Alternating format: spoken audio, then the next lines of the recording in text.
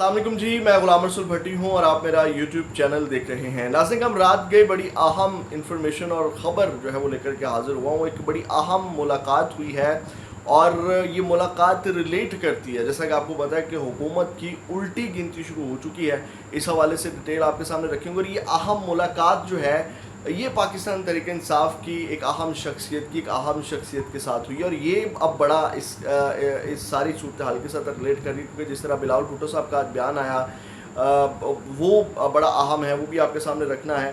अब नाज़िर काम, जब हालात आपको पता है कि पीक पे गए और दर्जा हरारत जो है वो बहुत ज़्यादा बढ़ गया, तो उसके बाद जो है वो दर्जा हरारत कम करने के लिए जो है वो आज दिन भर, यानी कि अब कल इसको कहेंगे हम, ख़बरें चलती रही कि जनाब नहीं कुछ नहीं हुआ, सब सेम पेज के ऊपर हैं, सेम पेज के ऊपर चीज़ें मामला चल रहे हैं, कुछ गड़बड़ नहीं हुई, हुकूमत कहीं नहीं जा रही, इस तरह की ख़बरें जो है वो चलाई गई। लेकिन इस हकीकत इसके बरक्स है। नाज़िर काम, हुआ क्या कि आज ARY पे नईम अशरफ भट्ट साहब ने सबसे पहले उन्होंने स्टोरी दी, बाकी और भी लोगों ने कहा। उन्होंने कहा कि जाती उम्रा के अंदर आपको पता है कि एक अहम बैठक हुई मोहसिन नकवी के बयान के बाद, वो जब चक्लिश स्टार्ट हुई और उसके बाद जनाब एक हंगामा, और फिर उसके बाद इस्टेब्लिशमेंट की जानिब से जनाब एक अपने माउथ पीस के ज़रिए धमकियाँ दी गई। तो जनाब हंगामी तौर के ऊपर जो जाती उम्रा के अंदर एक अहम बैठक हुई शरीफ ख़ानदान की, और उसके बाद जनाब उन्होंने इसको रंग दिया कि जनाब उसमें फ़ैसला ये किया गया है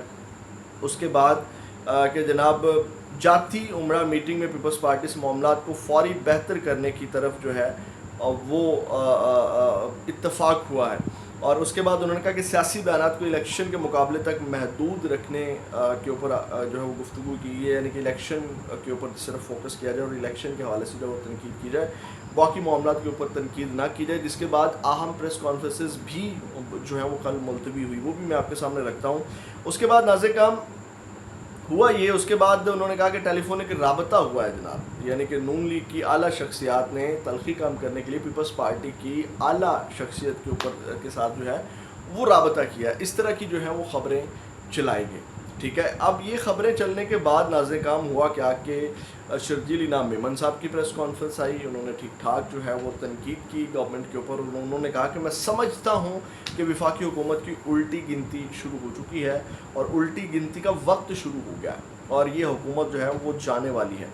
उसके बाद नाज़िर काम फिर जो है, अब इससे पहले चीज़ मिस ना आ जाए, उसके बाद कुछ आज प्रेस कॉन्फ्रेंसेस, अहम प्रेस कॉन्फ्रेंसेस जो है वो मुलतवी की गई। जैसे मोहसिन नकवी ने प्रेस कॉन्फ्रेंस की गई, सहाफ़ियों को जो है वो बुलाया गया, दावतनामे भेजे गए, सहाफ़ी कवरेज करने के लिए भी आए, लेकिन वो प्रेस कॉन्फ्रेंस मुलतवी कर दी। तो इसको भी जोड़ा गया कि जनाब मामलात कहीं ना कहीं जो है वो तय पा रहे हैं। लेकिन उसके बाद जो है वो बिलावल भुट्टो साहब एक स्पेशल वीडियो पैगाम जारी करते हैं और उस वीडियो पैगाम के ज़रिए जो है वो कहते हैं कि मुस्लिम लीग नवाज़ के मेरे दोस्तों के लिए अहम पैगाम है और वो कि आपको वो आवाज़ सुनाई दे रही होगी, ज़रा गौर से सुने। टिक टॉक आपकी उल्टी गिनती शुरू हो गई है। तो वो टिक घड़ी की जो है वो उन्होंने कहा कि टिक टॉक जो है वो आपकी उल्टी गिनती शुरू हो गई है। तो ये शर्जील इनाम मेमन का बयान आया, फिर चेयरमैन पीपल्स पार्टी बिलावल भुट्टो ज़रदारी का बयान आया और इस वक्त जो है वो बिलावल भुट्टो ज़रदारी जो है वो कह लें कि बहुत नाराज़ भी हैं। आपको पता है कश्मीर के जो इलेक्शन है उस हवाले से। अब नाज़िर हम इसके बाद कुछ सीनियर सहाफ़ी हैं, उन्होंने इसके ऊपर तबसरा करते हुए लिखा। उन्होंने कहा, उमर दराज गोंदल साहब, उन्होंने कहा कि वफाकी हुकूमत की उल्टी गिनती शुरू होने का वक्त हुआ चाहता है। पीपल्स पार्टी के रहनुमा शर्जील इनाम मेमन और हालांकि नून लीग वाले धड़ल्ले से तसलसल से कह रहे हैं कि पीपल्स पार्टी वाले इसी तनख्वाह पर हमारे साथ काम करते रहेंगे।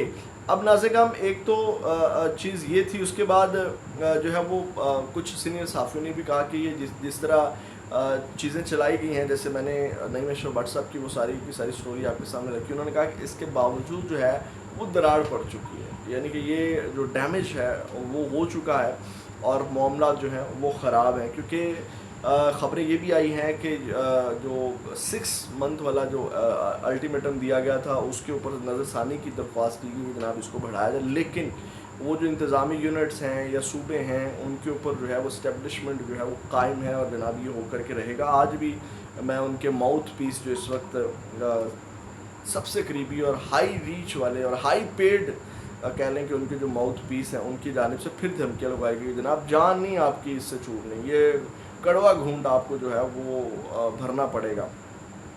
اس کے بعد ناظرین کرام اب جو ہے وہ ایک اہم ملاقات ہوئی ہے، اور ملاقات کے حوالے سے میں آپ کو بتا دیتا ہوں.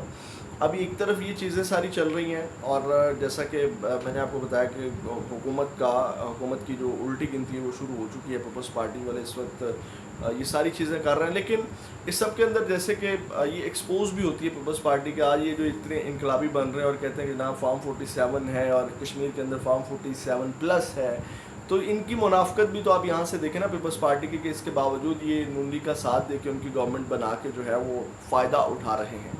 تو یہ بھی کوئی اتنے بڑے انقلابی نہیں ہیں. لیکن پھر اس سب کے اندر جیسے میں نے کہا کہ بلاول کا بیان آیا، باقی چیزوں کا آیا، اور اس وقت جو اسٹیبلشمنٹ کے قریب ترین وفاقی وزیر ہیں وہ آپ کو پتہ ہے کہ کون ہو سکتے ہیں، وہ آپ خود گیس کیجیے گا. ان کی نازِ کام ملاقات ہوئی ہے. رات گئے جو ان کے ساتھ سہیل افریدی صاحب کے ساتھ. اب یہ ملاقات کے حوالے سے خبر یہ ہے کہ جناب وفاقی وزیر کی پرائیویٹ انٹری والے گیٹ سے انٹری ہوئی ہے، اور جس میں چیف سیکرٹری صاحب بھی جو ہیں وہ موجود تھے. یعنی کہ ایک جانب جو ہے وہ آپشنس، کیونکہ آپ کو پتہ ہے کہ یہ جب خبریں آئی کہ جناب ہم نے اب اس کے اوپر سٹینڈ لینا ہے اور چیزوں کو کرنا ہے، تو ہمارے پاس اور بھی آپشنس جو ہیں موجود ہیں. اس میں تحریک انصاف کو ہائی لائٹ کیا گیا، وہی اپنے اس ماؤتھ پیس کے ذریعے اس چیز کو ہائی لائٹ کروایا. اگر پیپلز پارٹی اور نون کے بعد جو ایک بڑا آپشن ہے وہ ڈیفینیٹلی تحریک انصاف کا ہے، جن کے پاس عوام کی حمایت موجود ہے، عوام پسند کرتی ہے، یا جنہوں نے عوام کا ووٹ بھی لیا 2024 کے الیکشن میں.